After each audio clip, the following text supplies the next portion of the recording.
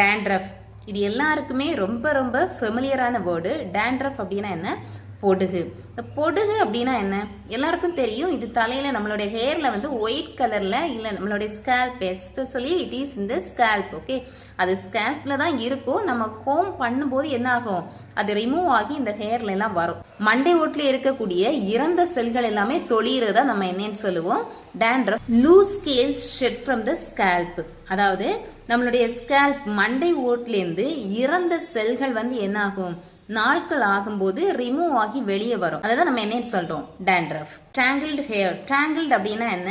முடிப்பு, தெற்று. சரியா?